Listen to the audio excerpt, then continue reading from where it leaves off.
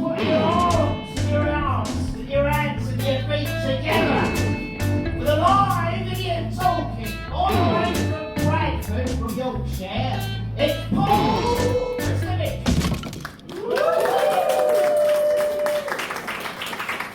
I've only got 2 jokes, so let's get them out of the way. I used to be a brain surgeon, but I got struck off because I got confused with brains and cauliflowers. I turned one half of my patients into vegetables and the other half into a thinking man's garden. Joke number 2. If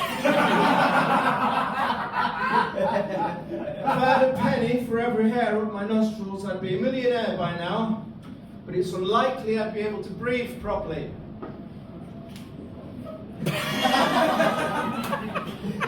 No more jokes. Okay. Rest in peace, Bob Marley. He's still dead. Now, the thing with Bob Marley is he was a prolific shagger. He had 11 children. This is true, okay? But there was someone more prolific at shagging than Bob Marley. Do you know who that was? Ah. It was Genghis Khan, the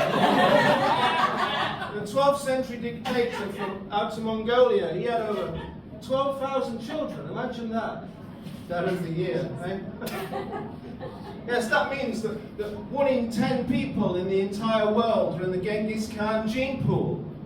Perhaps some of us tonight. We could be related, some of us. Imagine that. I know I'm in there because of the eyebrows. But not only that, today is Genghis Khan's birthday. Yes, it's true. I'm going to wish him a happy birthday. So if you'd like to be related to me, join in. Let's get the key. Happy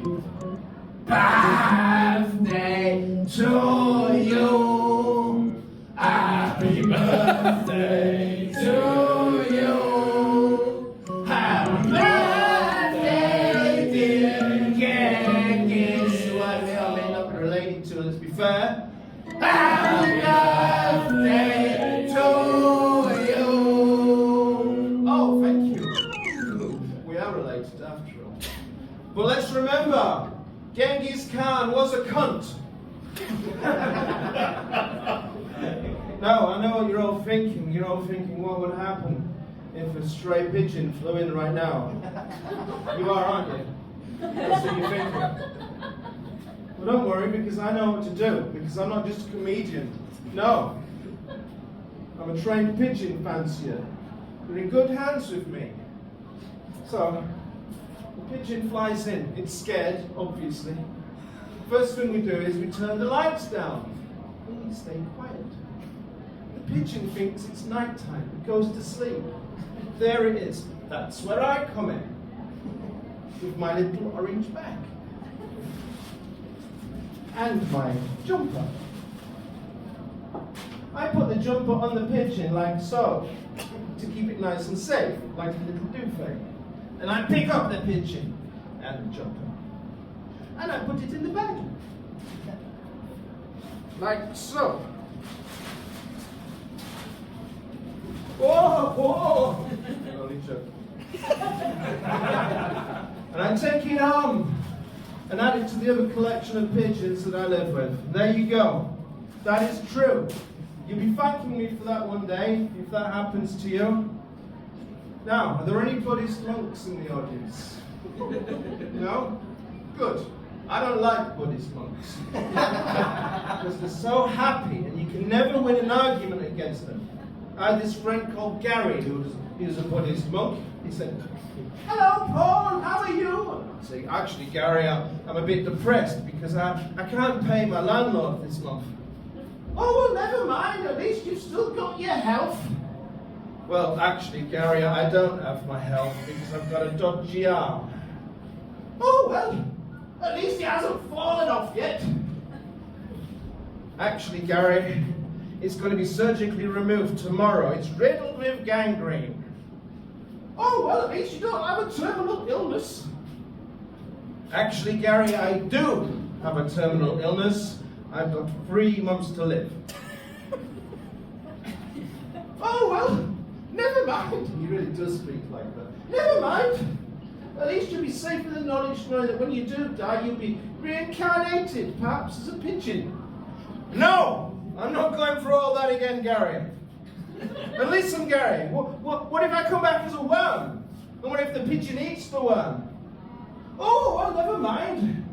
At least you'll know that when the pigeon poops out the excrement from eating the worm, you'll go back to the earth and you'll be at one with the universe and you will know your place. See what they're like, these bloody Buddhist monks. Anyway, not soon after that, he got hit by a bus and he died. And he came back as a piece of chewing gum.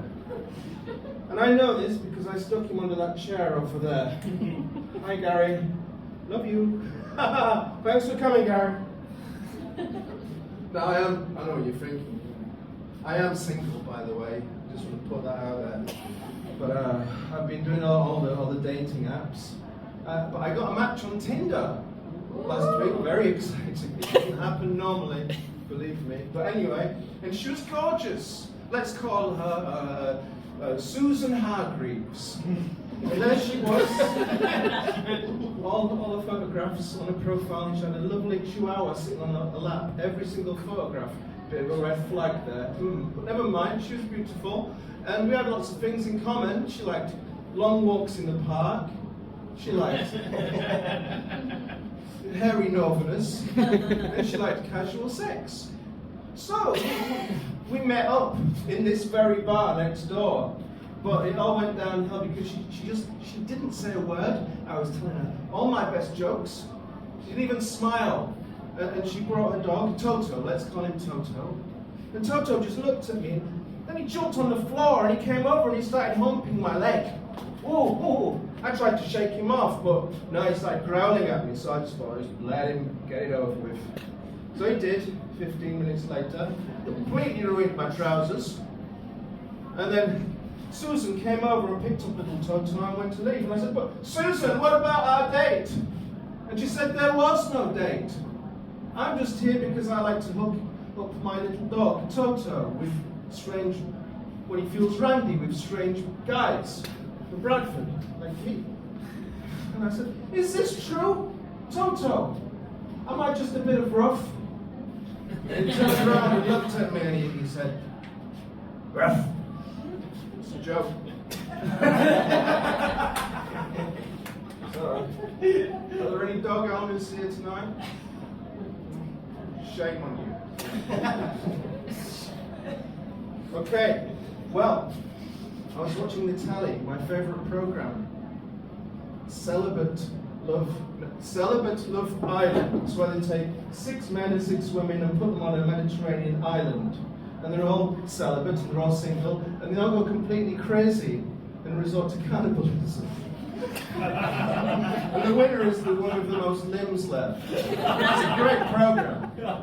Anyway, there was this knock on the door, and he was a TV detector man. I started to worry. Oh, what shall I do? Oh, I don't have a license. Oh, so I got the remote control. I turned the telly off, and I stuck it at my bottom, and I let him in. And he tried to get the telly to work. He couldn't. He couldn't find the remote control. So he left. I beat the man, got one over the man. Woo!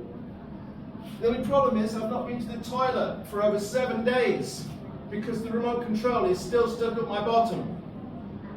But with your help, ladies and gentlemen, with your enthusiasm, I can dislodge it. Yes? You're going to help me? Yeah? Because I want to go to the toilet. Please. Okay. Don't worry. It's not hands-on.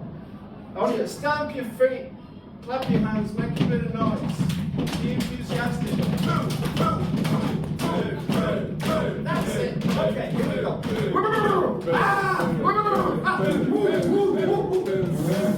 Hey! There it is! It's the remote control.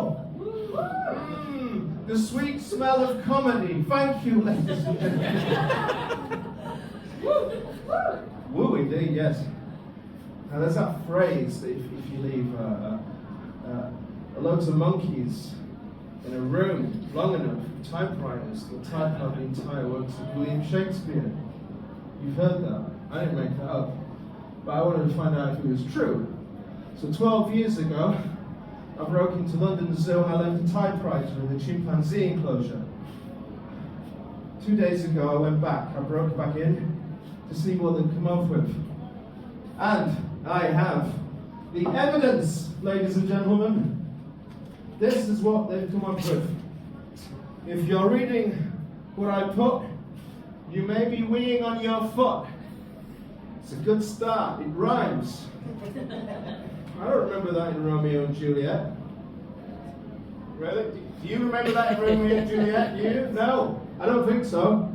So, that phrase, it's nonsense. And there's the other phrase as well. I'm not trying to teach you how to suck eggs. It's very patronizing because they're saying, I'm not trying to teach you to do something that you know already.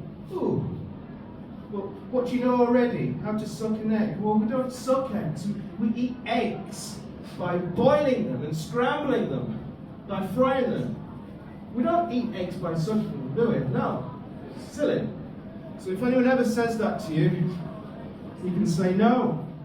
I already know how to suck an egg because some sweaty guy from Bradford has already shown me. This is an egg. I'm going to suck it for you people because I love you and I am single.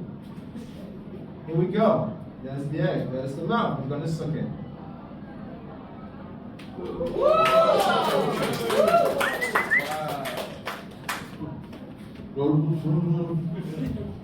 Oh.